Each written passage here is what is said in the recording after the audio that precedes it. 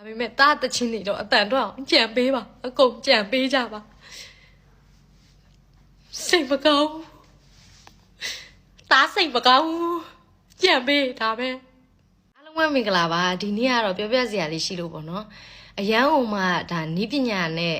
ကျွမ်းကျင်ပြီးတော့ခိုးနေတဲ့ပေါ့နော်လူတွေကိုပြောပြချင်တာပါနော်နီးပညာကျွမ်းလို့ရှိလို့ရှင်လေတခြားနီးလန်းကိုကိုယ့်ရဲ့အဲ့ကျွမ်းကျင်တဲ့နီးပညာကိုအသုံးချပြီးတော့ကောင်းတာတွေအကုန်လုံးလုပ်လို့ရတယ်အခုသူများတချင်းကိုသူများစူးစမ်းပန်းစားနဲ့ရိုက်ထားတယ် MTV တပုတ်ရိုက်ဖို့ဆိုတာလည်းမလွယ်ဘူး MTV တပုတ်တချင်းတပုတ်ဖြစ်ဖို့ဆိုတာလည်းမလွယ်နေဘူးကိုတွေစူးစမ်းပန်းစားရိုက်ထားတဲ့ဟာကိုဒီမှာခိုးသွားပြန်ပြီဒီမဲ့ Facebook မှာကို့အတန်ထွက်မလာတော့ကြည့်အောင်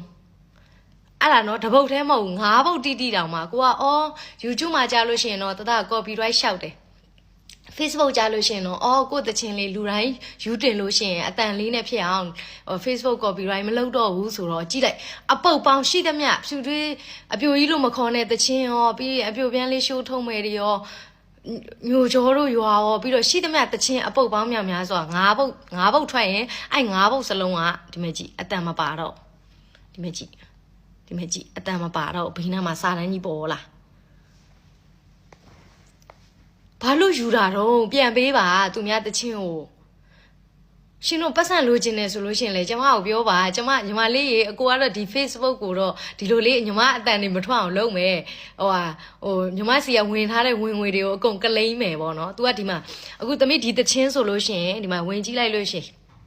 ဒေါ်လာ9ကျပ်ရတယ်အဲ့ဒေါ်လာ9ကျပ်က तू ကလိမ့်သွားပြီကြည့်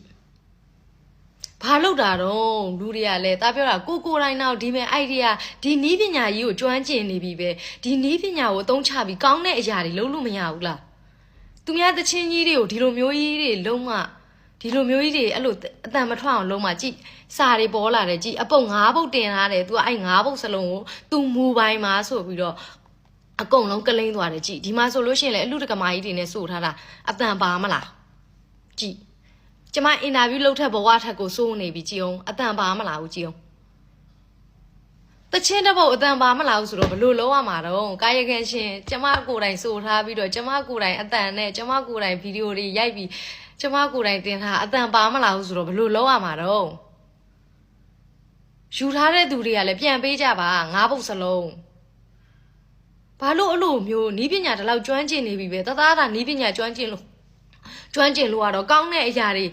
သူများဒုက္ခမရောက်မဲ့ဟာတွေပဲလုပ်ပေးမှာအခုကကြေးုံလေးရှိသမျှအပုတ်အကုန်လုံးကအတန်ထွက်မလာအောင်ပြန်ပေးပါလို့သူများစူးစမ်းပန်းစားရိုက်ထားတဲ့တချင်းတွေ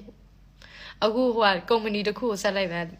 လေးဒီလိုပဲဆိုတော့လေးလေးကပြန်ပြောတယ်အဲ့လိုပဲတခြားဆိုတော့ဒီလေအဲ့လိုပဲတဲ့အကုန်လုံး copyright တွေယူပြီးတော့အဲ့လိုမျိုးလုပ်နေကြတာတဲ့မနေ့ပြန်လိုက်ရတာတဲ့ငါပြောတာပြောတာမလောက်ပါနဲ့လားတာပြောတာတချို့ဆိုရင်ဒီတပုတ်ဝင်ငွေဘလောက်ရသွားမှာမို့လို့လဲတာပြောညီမလေးရေအဲ့လိုတော့မလုံနဲ့အကိုကြီးကိုဒီလောက်ပေးပါသားဆိုရင်ငါပေးအောင်မယ်အခုအကြီးကကြတော့သူများတချင်းကြီးကိုအဲ့လိုကြီးလုံမှာတော့ဘလို့လို့အဆင်ပြေမှာတော့မောင်လေးတို့ရဲ့လုံကြတဲ့လူတွေတော်တော်များများလုံနေတဲ့လူတွေကိုပြောတာ ID ကျွမ်းကျင်လေတခြားဥစ္စာလုံလို့ရတယ်လေဘာလို့သူများတချင်းတွေကိုအဲ့လိုကြီးလိုက်လောက်တာတော့တကယ်လောက်ရတဲ့စူးစမ်းရိုက်ရတဲ့လူကမင်းတို့အပြင်ဘက်ကိုထွက်ပြီးတော့ကွန်ပျူတာလေးနဲ့ပဲလုံမနေနဲ့အပြင်ဘက်ကိုထွက်ပြီးတော့ဗီဒီယိုတစ်ပုတ်လောက်ရိုက်ကြည့်အောင်ဘလောက်ပင်မန်းလဲဆိုတာအေးစိတ်မထားတတ်လိုက်ကြတာအဲ့ဒါပြောတာသူများပစ္စည်းကိုအဲ့ပစ္စည်းတွေကိုအဲ့လိုမျိုးလုပ်ပြီးတော့ဥပမာအဲ့လိုမျိုးကြီးဥပမာခိုးလိုက်တယ်ပဲထားဒီတချင်းကိုခိုးလိုက်တယ်မောင်လေးတို့၅ပုတ်တီခိုးလိုက်တယ်အဲ့ခိုးလိုက်လို့ရတဲ့ပတ်စံကမောင်လေးတို့စားရဲလားမောင်လေးတို့လားညီမတို့လားမသိပါဘူးဘယ်သူဘယ်ဝါမှန်းလည်းမသိနေပါဘူးเนาะအဲ့လိုလှုပ်တဲ့လူတွေကိုပြောတာစားရဲလားတရင်အမားတင်ဆက်နေတဲ့လူတွေရောလေသိလားသူများအကြောင်းမျိုးအဲ့လိုမျိုးတရင်အမားတွေတင်ဆက်ပြီးတော့လေအဲ့ကရလာတဲ့ဝင်ငွေကိုစားရဲလားအေးစားရဲစားပေါ့ဒါပေမဲ့တားတချင်းနေတော့အတန်တော့ကြံပေးပါအကုန်ကြံပေးကြပါစိတ်မကောင်းတားစိတ်မကောင်းကြံပေးဒါပဲ